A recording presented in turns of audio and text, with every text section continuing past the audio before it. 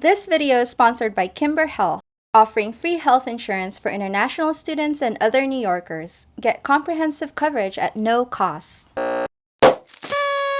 It's a new month with new free things to do. We are entering into the Burr months. But it's not that cold just yet, so enjoy the outdoors before we all bundle up for the winter. In this video, we are going to cover 6 free things to do in the month of September in New York City. Welcome to Urban Caffeine. Good fortune comes to those who hit that like button.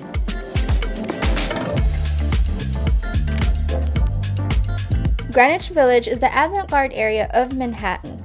A lot of important cultural movements began in Greenwich, and the area continues to be a place of gathering for artists, musicians, activists, and other cultural movers. For 2 weekends in September, there will be a sidewalk show. The Washington Square Outdoor Art Exhibit showcases both local and non-local artists. Greenwich Village is in downtown or lower Manhattan. This event will be along University Place from 13th Street all the way to West 3rd Street. And while you're there, you might as well visit Washington Square Park, which is as historic, iconic, and nonconformist as Greenwich itself. The Washington Square Arc has been a historic gathering place for protests and demonstrations.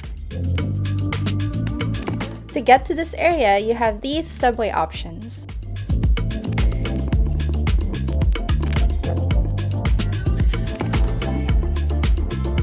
The West Indies is a region right around the Caribbean Sea and North Atlantic Ocean. Some interchange the term West Indies with Caribbean. As you can imagine from this map, we are looking at a bunch of nations. And by some estimate, there are well over 500,000 New Yorkers that are of West Indian descent. And the West Indian Day Parade celebrates this rich Caribbean culture. It's colorful, it's festive, and it's huge. Millions of people attend this parade every year. You'll find dancing, steel pan bands, and incredible costumes. The West Indian Day Parade takes place on Labor Day, which this year is on September 5th. It will be in Crown Heights in Brooklyn. At around 11 a.m., the parade will start at Schenectady Avenue and will march down Eastern Parkway and end at the Grand Army Plaza. That's right near the Brooklyn Botanic Garden and Prospect Park. Since the parade will take place on a holiday, all trains and buses will be on a holiday schedule, so make sure to check service alerts before going. Your best options will be the 2, 3, 4, and 5 trains which stop along the route. Or there's a shuttle from the C train at Franklin Street Station.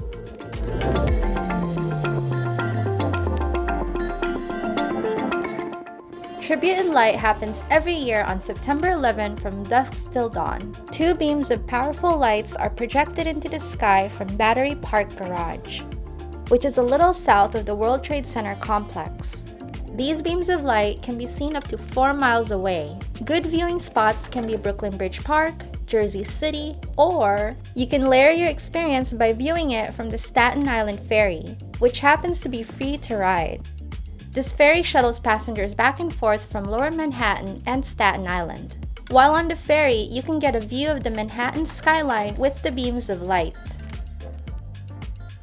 You can catch the Staten Island Ferry at Whitehall Terminal near Battery Park.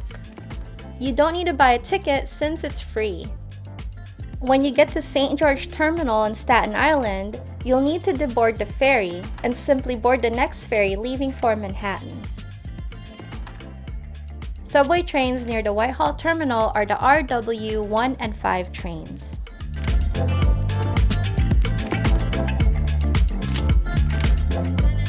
Saint Januarius is the patron saint of Naples, and in New York's Little Italy, his feast day is celebrated with a full week of events. Little Italy will be all dressed up with plenty of things to do. There will be a procession, music, and not just one eating contest, but a cannoli eating contest, a zeppoli eating contest, a pizza eating contest, and a meatball eating contest. Little Italy is in downtown or lower Manhattan. It's just right next to Chinatown. While this general area will be buzzing, a lot of activities will be happening on Mulberry Street. The main stage for the cannoli eating contest and other entertainment will be at the corner of Grand and Mott Streets. Link to the full schedule is in the description below. As for getting to Manhattan's Little Italy, you have several subway options. And we've come to a bonus freebie. Did you know that there's a free health insurance program in New York State? If you're an international student, a foreign tourist, or a new immigrant to New York State, you may be eligible for a free gym membership, free dental and vision care, and free preventative care. You might even get free massage therapy.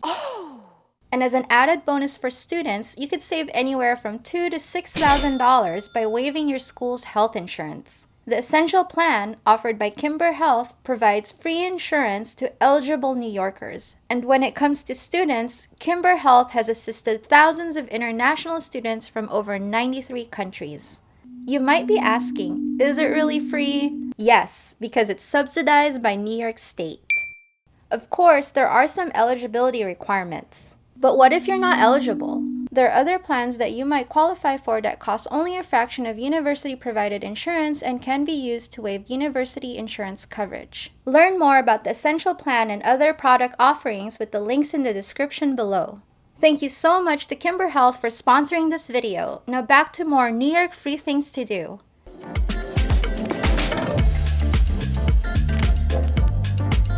Since it's September, the museum to highlight this month is the 9/11 Museum and Memorial.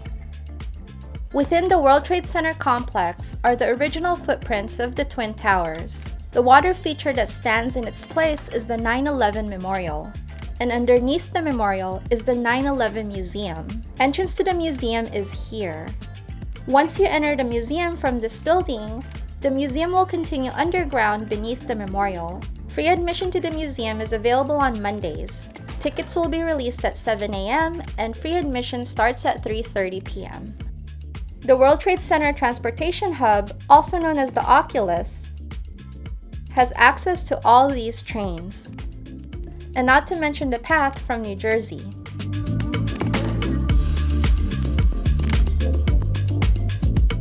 Lastly, why not slow down by going fishing? You heard right. Fishing.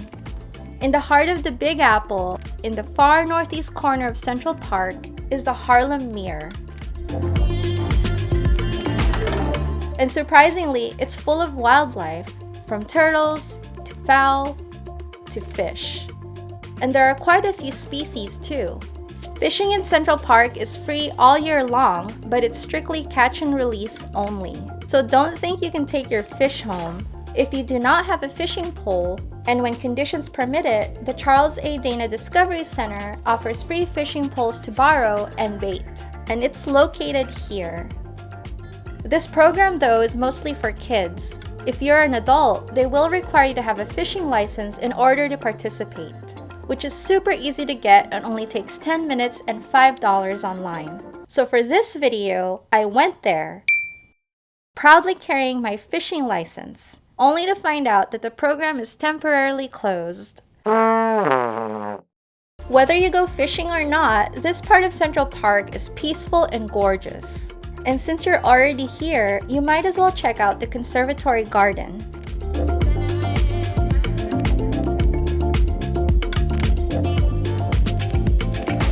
Or if you feel like visiting a museum, there's the El Barrio Museum and the Museum of the City of New York. The closest train to the Harlem Mere is the 6th train. The 110th Street station will be a closer walk to the Mere, but if you get off at 103rd Street, you can walk by the Conservatory Garden and the museums. As always, thank you to all patrons of Urban Caffeine. If you're looking for exclusive content and ways to support this channel, check out patreon.com/urbancaffeine. Until next time, thank you so much for watching and happy New Yorking!